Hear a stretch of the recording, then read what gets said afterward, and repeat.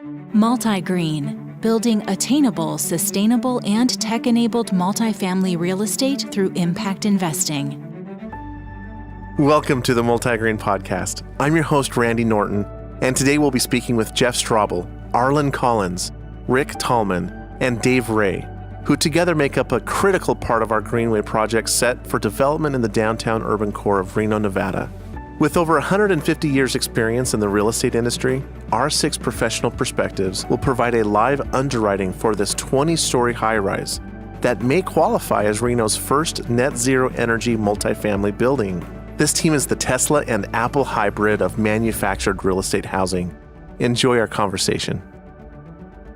Thank you everyone for being on the podcast today. This is a unique podcast because it's a case study number 3.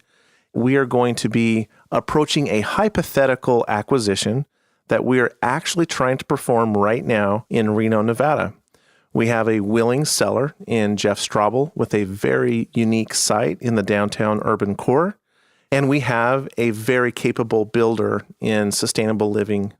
Together, MultiGreen is bringing the capital to this project, and we are attempting to do something that has not been done in Reno, and that is to build an attainable net zero energy building. On the podcast today, we have Arlan Collins from Seattle, Rick Tallman, I believe you're in Colorado, is that correct? That's right. We have Jeff Straubel from Palo Alto, and Dave Ray and Randy Norton from Las Vegas, Nevada.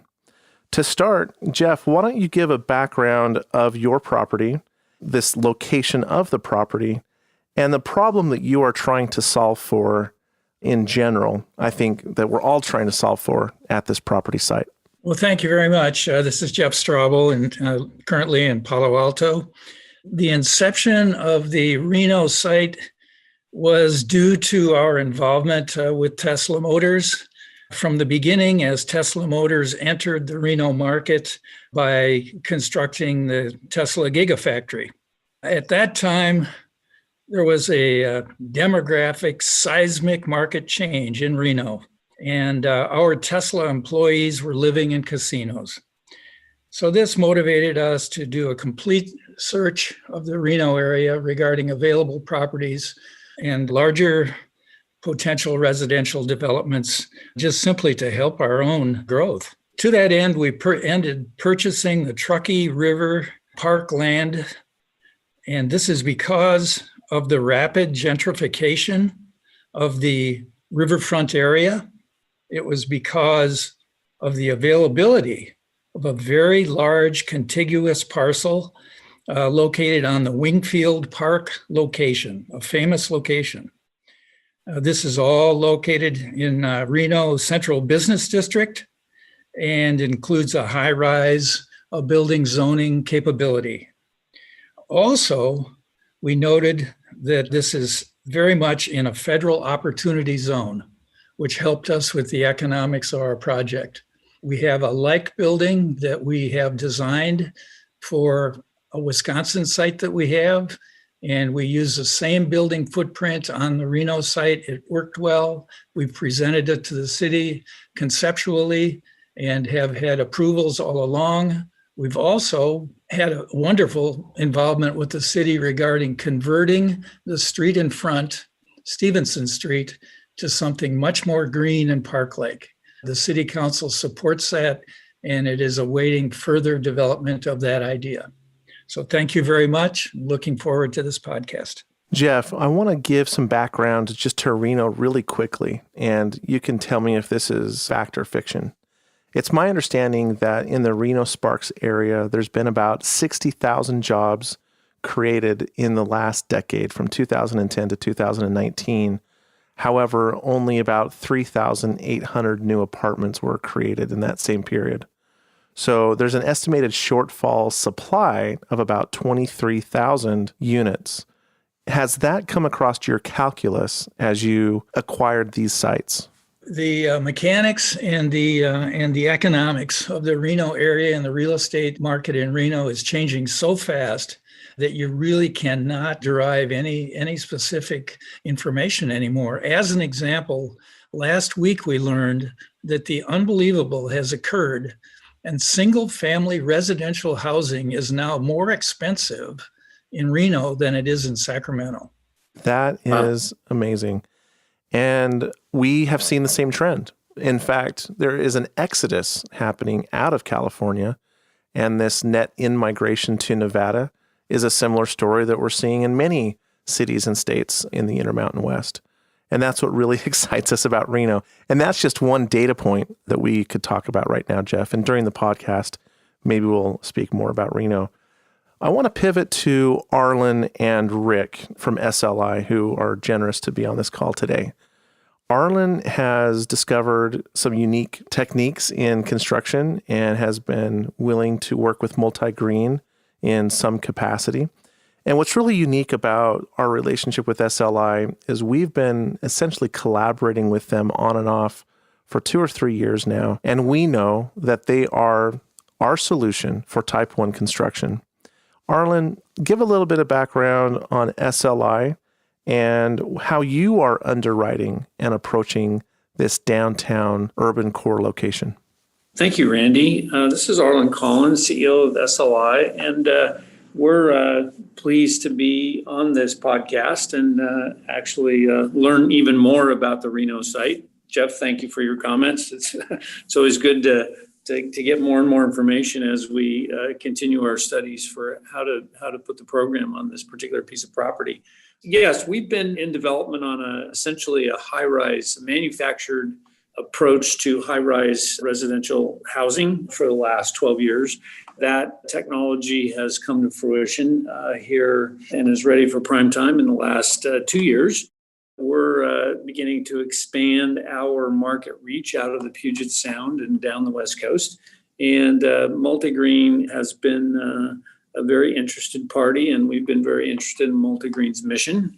One of the things that we were very interested in as we developed a new building system or technology was to also help solve some of the issues related to the environment. And so we've spent a great deal of time and calories working hard to make sure that this new building system was truly sustainable in terms of the amount of energy and water it took to actually make the buildings work. So we can go into some of those in questions, but in general, our new technology for high-rise buildings is, as Randy suggested, it's a different asset class. It underwrites in a different way.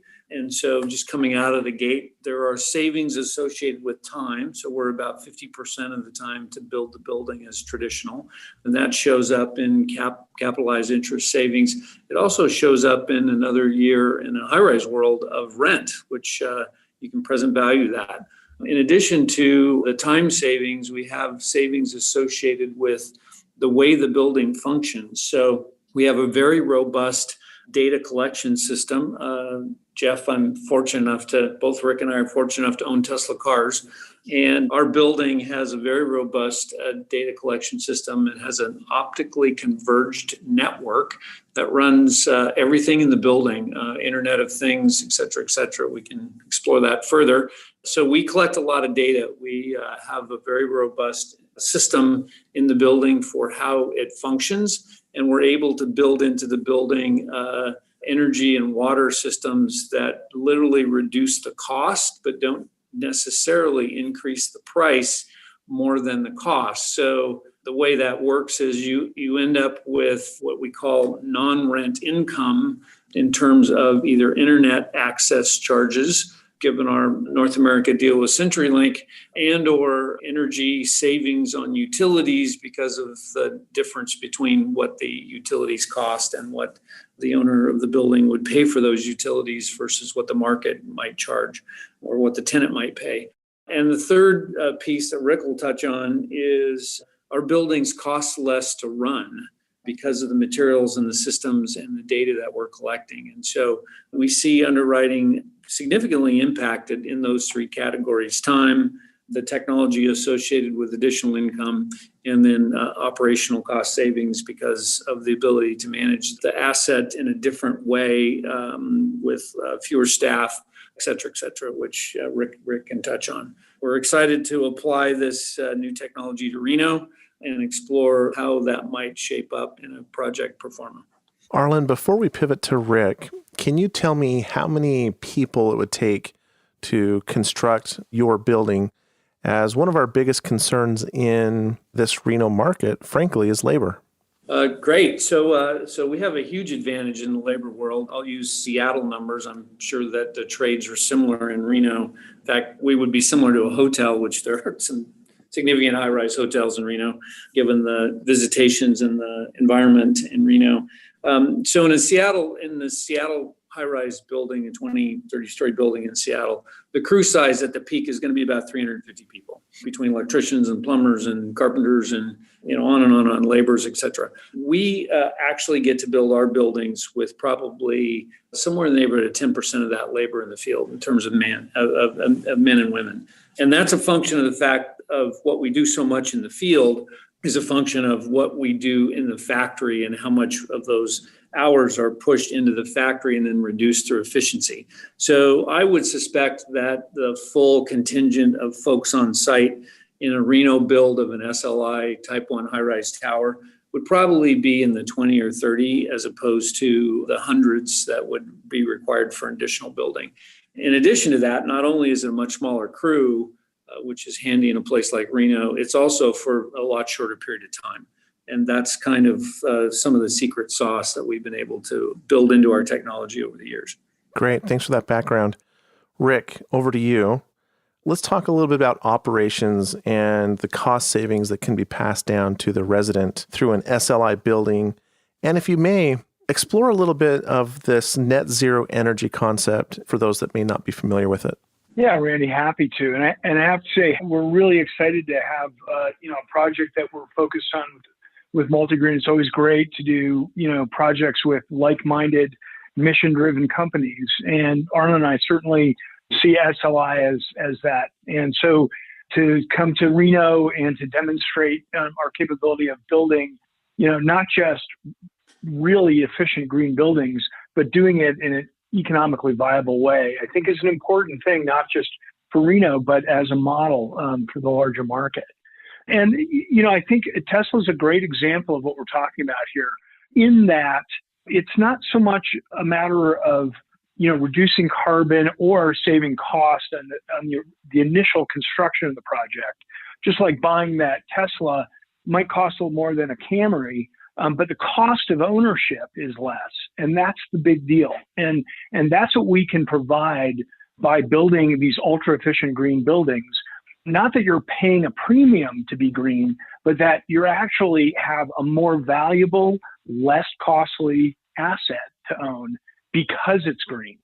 And that starts, again, as I said, when we build the building, it has 80% less weight in every floor of the building.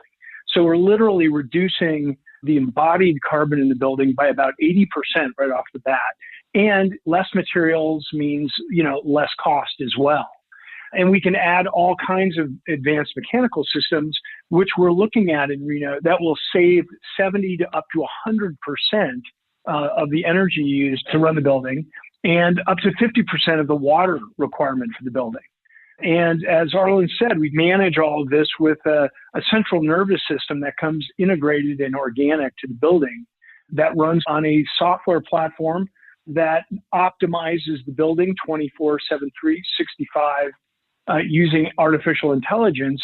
And then maybe most importantly, sort of the cherry on top, is that this comes with a smart living app that gives the building owner a brand new relationship with their tenants, with the residents, to focus on and encourage energy efficiency and water efficiency. So when we wrap all of that together in a place like Reno, where the electric rates are about average, a little less than the national average, but it's a very sunny place overall, because our building that we're designing in Reno may use turns out around 75% less energy than a conventional building. We can electrify all of those systems. So get rid of the natural gas, go with an all-electric building. And then because we only have 25% of a conventional load, you only need 25% as much solar to cover the energy load. And so it gives us that shot at getting a zero net energy building. Literally imagine building 200 apartments and not having any increased carbon footprint at all. it's really incredible. We're really excited about the opportunity. Rick, are you aware of anyone else in the world doing this right now? I know of a lot of very, very smart people that are working on it. I can tell you that we're not aware of anybody that's achieved the solution we've got, which is, for example, it's a lot easier to get to zero net energy if you just eliminate air conditioning. On a hot summer day, air conditioning is a third to a half of your energy load in an apartment building. And so one of the best ways to cut energy is to cut air conditioning, which is harder and harder, not just in Reno, but even in places like Seattle now with global warming. And so we're not reducing the living experience. In fact, we're enhancing the living experience in our units. And we're providing phenomenal predictive air conditioning that's ultra efficient, but keeps things cool.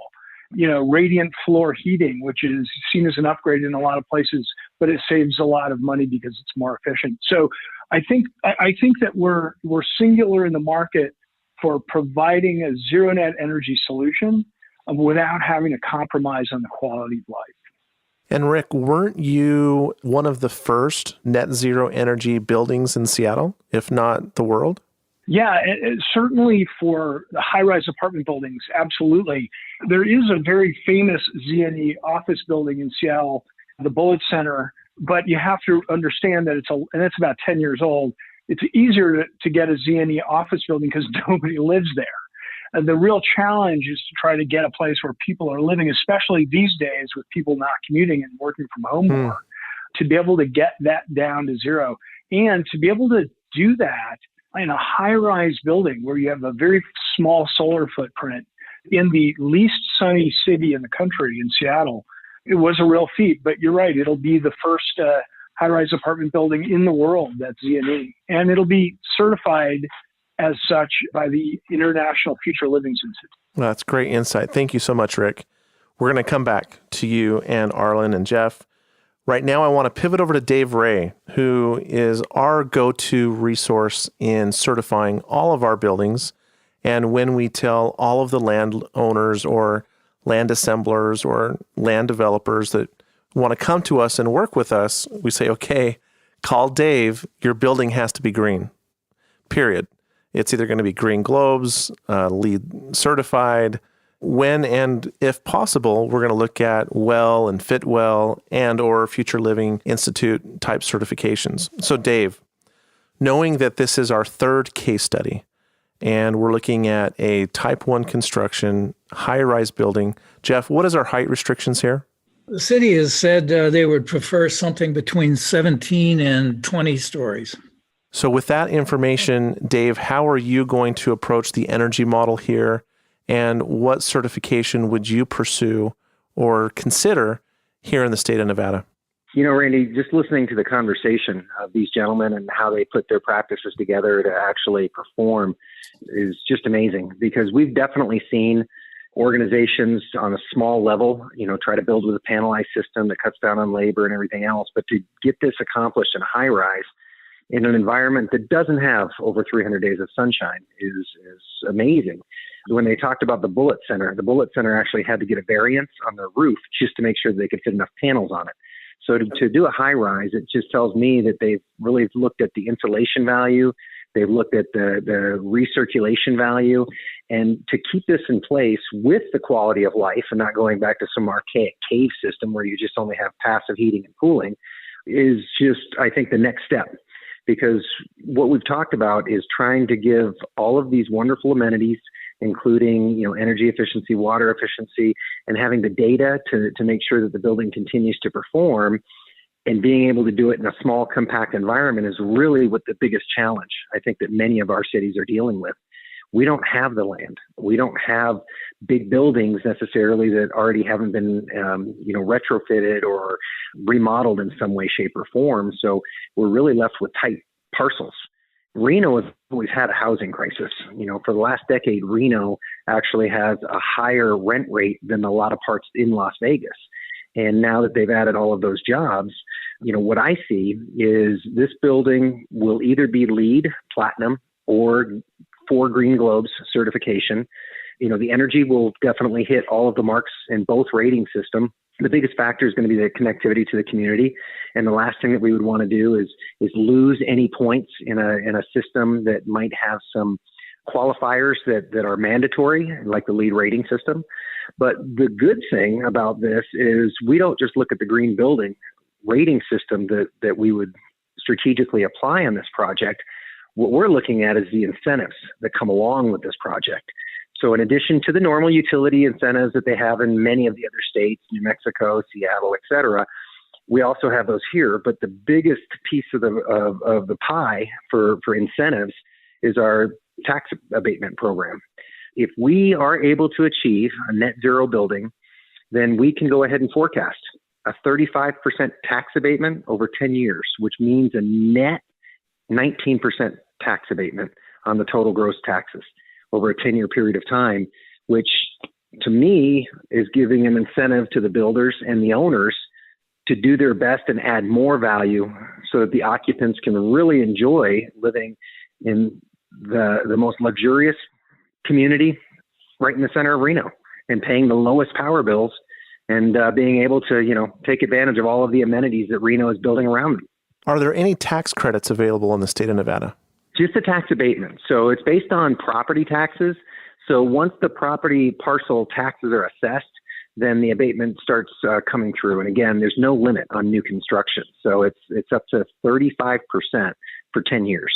And when we started looking at what some of the projects, especially down here in Las Vegas, we're able to generate, it's millions of dollars, which definitely is something that typically owners, developers, and contractors all want to hear is we're saving money by doing green building certification. One of the underwriting difficulties we've had, Dave, is year 11, when the abatement falls off and sunsets away.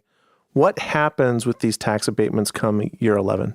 Well, come year 11, it's just like our cap rate. We've got a cap rate in Nevada that we've had forever, which was designed for when properties were either rising too fast or falling too fast so that we didn't have to go back and reassess. Typically what happens in year 11 is the property is just going to pay their full share of taxes. They're just getting a break for the first decade. Is there any way to renew that abatement? At this point in time, the legislature has not thrown any legislation to be considered in the upcoming process. And I do know that the program appears to be not even on any of the table where they're looking at cutting programs, just because this particular program, although the casinos definitely took amazing advantage of the program, what they found is that for every dollar that the state is investing in this tax abatement, it generates about $18 of revenue, either in construction, labor, or additional amenities that the buildings are providing. So once they get through with that 10-year process, most likely there will not be another abatement program. Got it. Jeff, as the owner and developer here on this land, and as a very experienced real estate professional yourself, what questions do you have for this MultiGreen team that we've assembled for your site? The biggest challenge, I think, financially and logistically is parking. And I would love to hear Arlan's solution to a 1-to-1 ratio. I presume 330 parking spaces. Great question, Jeff. You and I talked about it the other day. Preliminarily, we've looked at the site. We've got a big internal work session tomorrow, a plan to build on some of the ideas that we're creating here and do some more math. And we're trying to create 2 or 3 options for the MultiGreen team to evaluate. One of the things that Jeff and I spoke about is there's apparently a water table at about 8 feet, which is actually not a bad number. And the site has got a really great dimensional criteria to it at 140 by 400. And when Jeff and I spoke the other day, it was, do you think we could get a level of parking below grade? So if we could do that and get the cores organized right and make that pretty efficient, my hope is that we could get half of all of the parking in one level below grade, which takes a huge burden off of the rest of the structure to try to get that parking up in the air and deal with how that impacts the building. It is a large floor plate, and to the extent that we can do some first floor parking But we got some really great ideas for some auto courts and some other things on that first floor. But the goal would be to see if we can get it all on floor 1 and floor 2 and still not negatively impact the guest experience and the tenant experience in terms of how cool this building will be. If we can do that, then that means we're not buying a lot of structure for the parking. And I think in a place like Reno, that's going to be a huge leg up out of the gate if we can get that done. From a investment criteria, every project that MultiGreen does, we want a 3x equity multiple, a 25% IRR over the hold period, which is typically 10 years.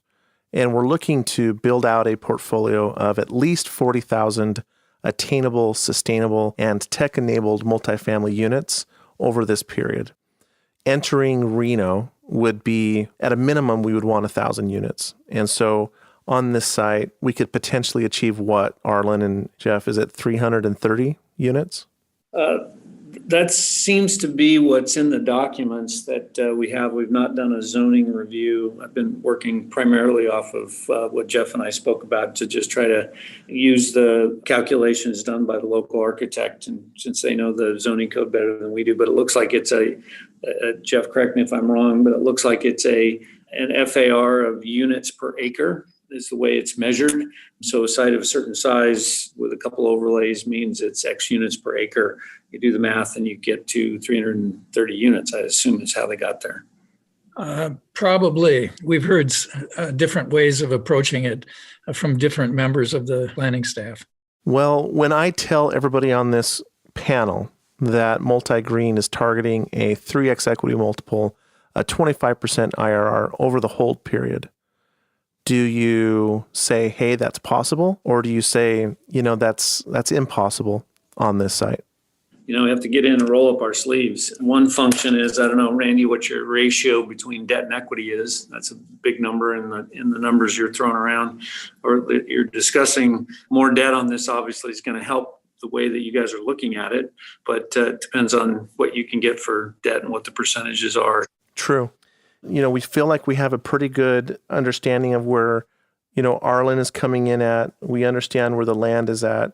We're estimating maybe 30,000 per unit for structured parking. Is that a safe assumption? Good for now. Yep. So really, this all goes back to now our top line revenue, which is rents per square foot.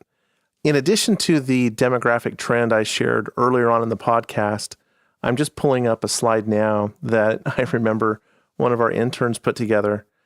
And over 41,000 more people are projected to come to Reno over the next 4 years. There's like a projected annual growth rate of like 1.92% through 2023. How are we going to address the affordability function in this building? Is this something that's going to be for Tesla executives, for example? Or are we going to do some set-asides for attainability? What is the city going to expect here, Jeff? Well, they would appreciate it if you could have some workforce housing, which we've discussed as minimalistically being a special rent structure for emergency type employees, for medical type employees, a limited number and type of folk, rather than an overall building designation for workforce. I had another question that you may wonder about is what would the average unit size be? The building that we designed for the site had a large 1,038 square foot footprint average. Yes, we noticed that on your drawings, and we're exploring other program options, Jeff, to try to pull that down a bit. I don't think it would be a Seattle building. A Seattle building is a lot closer to 600, but maybe the answer is somewhere in the 750 overall average, which means there's some studio units that might be used for a lot of people who are commuting in and out of town. You can imagine Tesla is a huge driver of visits and folks that might be there over months as opposed to a hotel stay. But there might be a market for that. One of the things we've suggested is to Randy is a market study for unit size in order to figure that out. And even go so far, I would even suggest go so far as, because our units are different. I just did a tour today of investors actually, and everybody that walks into our 2516 unit, which is code for which version it is in the technology and how wide the apartment is, they guess that unit at 550 plus square feet, and it's actually 438. And so we see that happen every day, that people think our apartments are 100 to 150 square feet bigger than they actually are.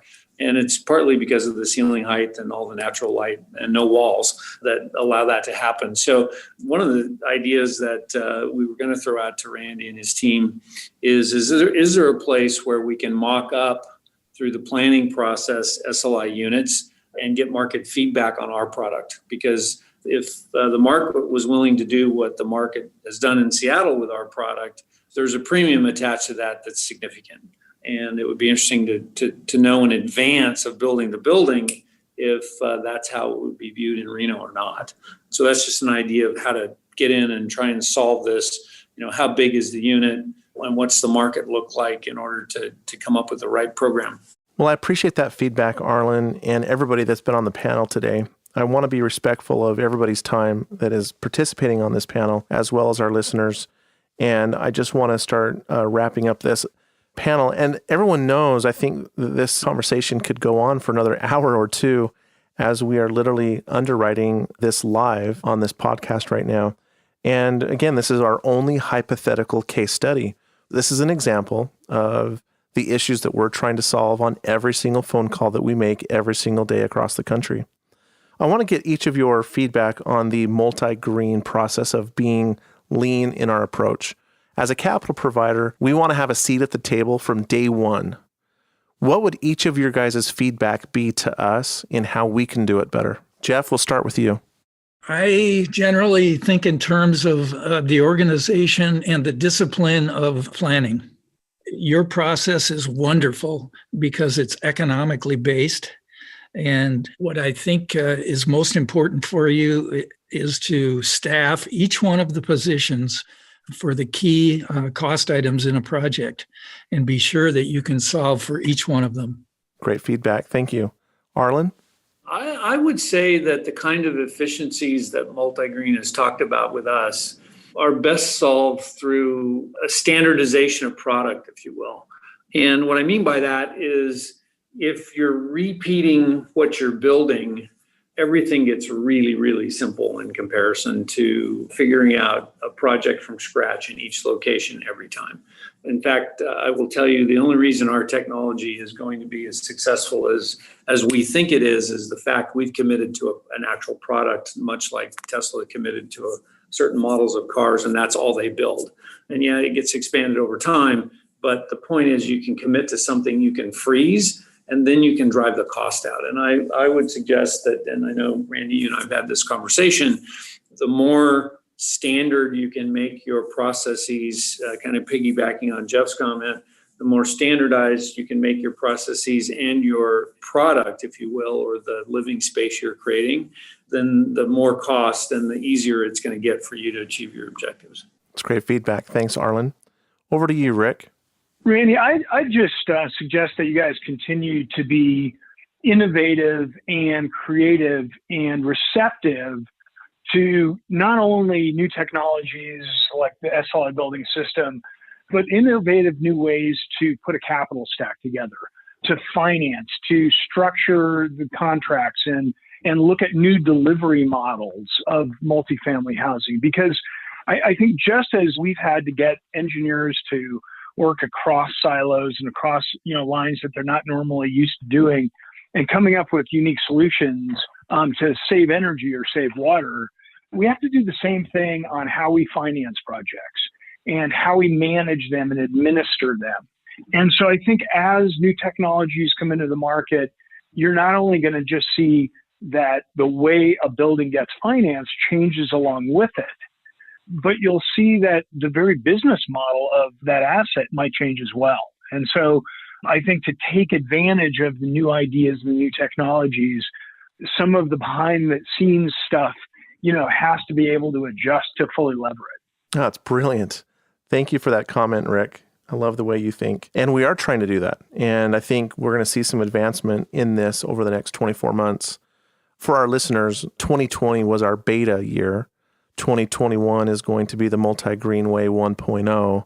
And I think that better ways of financing is going to be a 2.0 type thing, which is our anticipatory 2022 year. So thank you very much, Rick. Dave, you've got the last word. How can we do this better? Well, I don't know if you want to delete this comment out, but I'm going to make it anyways, Randy. Talking about the parking problem, I start going back to if we eliminate parking spaces, we don't have a parking problem. So, what we've seen is by working with the city to decrease the amount of parking required, may be an option. Definitely the service industry or the essential worker industry, however that's termed, having a place that they can call home in downtown Reno is exceptional.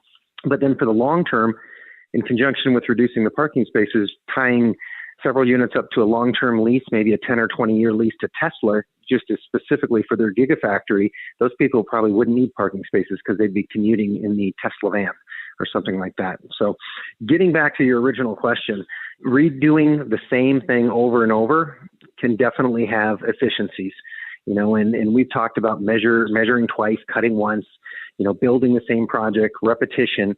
But one of the things I would always continue to strive for, in addition to creating the efficiencies by using the same practices, using the same processes, is always review. Every time a building is built, sit down, because we always know about the planning procedures at the beginning when everybody says, this is what we need to do. This is what our goal, this is what our mission, this is what our OPR and our BOD are. But having a meeting afterwards, it seems like on most of the projects that we work on, even the convention center down here, which is going to be LEED Gold and 3 Globe certified, as soon as the project's over, everybody is trying to get on to the next project and they're leaving. And there's not really a debrief.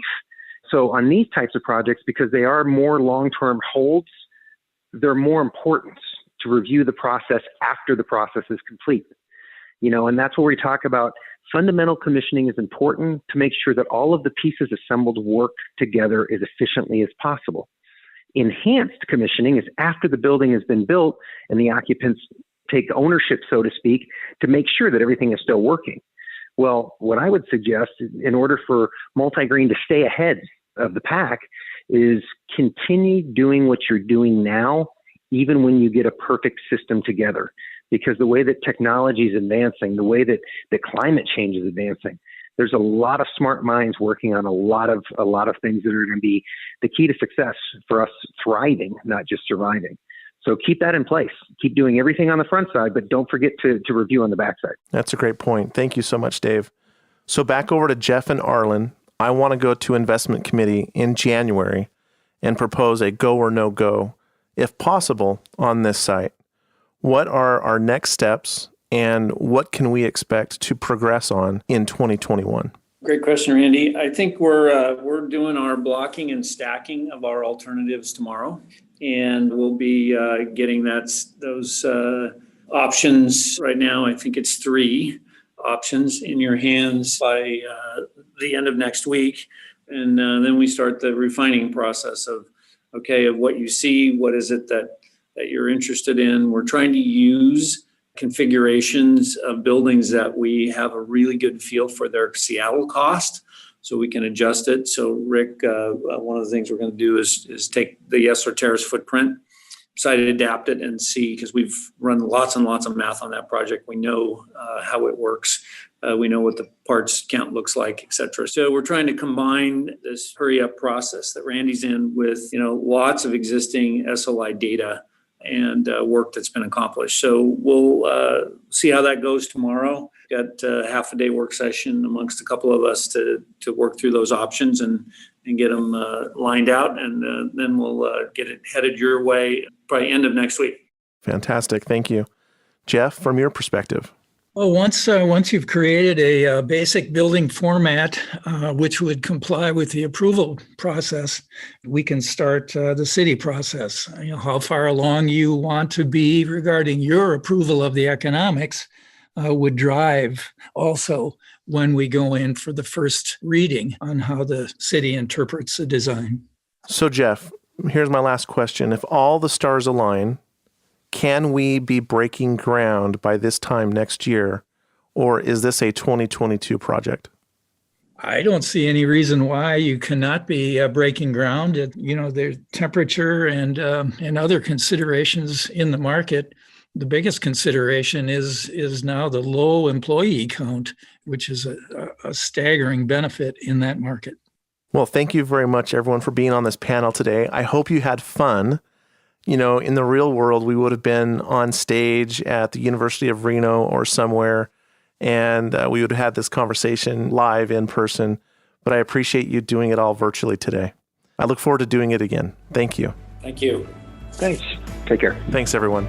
Thank you for listening. Join us as we build 40,000 attainable, sustainable, and tech-enabled multifamily homes by 2030. And if you like the content you're hearing, hit the subscribe button. Follow us at Think MultiGreen and sign up to learn more at www.multi.green.